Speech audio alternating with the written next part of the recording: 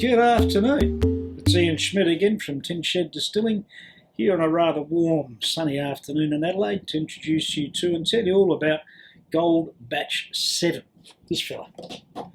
We don't do gold batches very often, and it's been well over a year since we brought out Gold Batch 6, but just about everyone we do bring out wins gold medals and high acclaim in all sorts of places, from Jim Murray through to various events and competitions around Australia and indeed around the world. We're just a bit late for this year's competition season, but never mind, I can tell you it's pretty good. Now, here's one I prepared earlier. This particular whisky is 5 years old, and it's spent 5 years in an American oak sherry barrel, one of the last ones we bought from Roger Deves at SA Cooperage before he sold out. Sadly, Roger, who was a big supporter of ours, died recently. He was living in the Philippines, and we shall miss him, so a toast to Roger. We'll dedicate this one to him.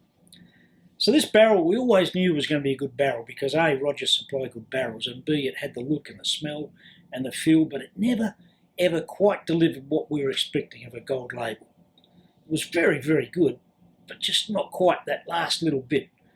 So in the end we decided to do something about it, and we teaspooned that barrel with a teaspoon, well when I say a teaspoon, it's actually about half a litre of a smoky whisky and about half a litre of a Shiraz whisky, and that just took care of the final little rough edges on the tail of the whisky and made it beautiful. It is beautiful, and one of our advisors, friends, compatriots called Bet Bradkey described the noses on this whisky as being so good it makes you want to jump into the glass with it. And I think that would be a little bit hazardous, but I can understand the sentiment and I agree entirely. We've bottled this one at 56%, which is just a couple of percent down on what we normally do at 60%. There's a few reasons for that. Firstly, we think it's better at 56%, and when you add a few drops of water later in the tasting, it actually gets better again. Secondly, 60% is where the alcoholic strength starts to anaesthetise your taste buds. So if your taste buds are anaesthetised, you're not getting the full benefit of the flavours of the complex whisky. So why drink it at 60% if you can't taste it properly? It just doesn't make sense. And lastly, there's the CPI factor of our marvellous federal government that every 6 months they keep putting the excise rates up. Excise rate at the moment is $94.41 for a litre of alcohol, which means that in this little fella here at 60%, there's well over $40 worth of excise.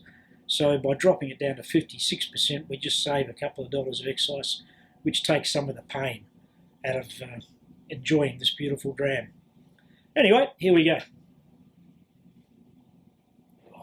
On the nose, I'm getting pine needles and a mentholated sort of, menthol type flavour.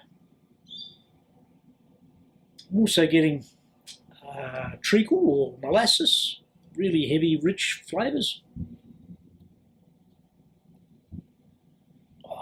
You may not be old enough to remember that there used to be these chocolate bars called Aeros. They're called Aeros because the chocolate itself was aerated, because the chocolate company could make it look like you're getting more chocolate than you really were, because the chocolate bar was in fact half air. But one of the variations of the Aero chocolate bar has a mint chocolate in it, and this reminds me very much of those Aero chocolate, mint chocolate bars. Oh, it's beautiful. As Bet would say, you could jump in the glass with this and really enjoy it. So just add a few drops of water, which was probably a dumb thing. I maybe should have put it in my mouth first. And as you'd expect, the hydroscopic effect of alcohol is opening up all the flavours. The same flavours, just more intense, more readily recognisable. Beautiful.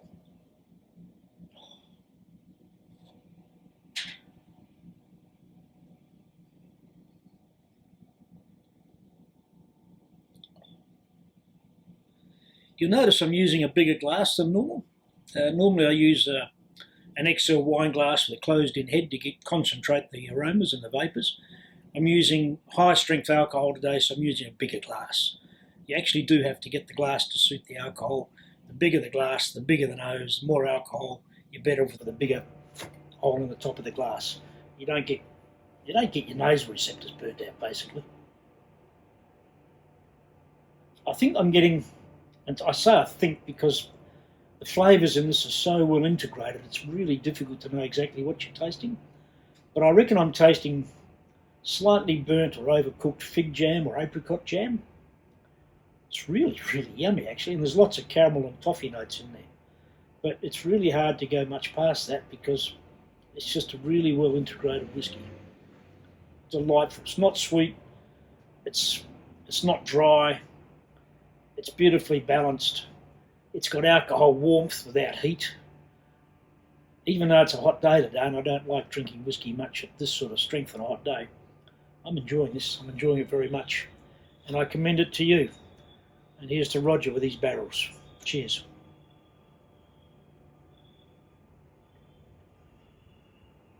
Oh, you wouldn't think that was 56%. You can drink a lot of lolly water.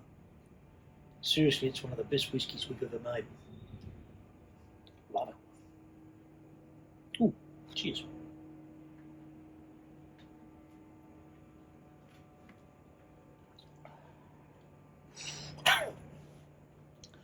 Bloody beautiful.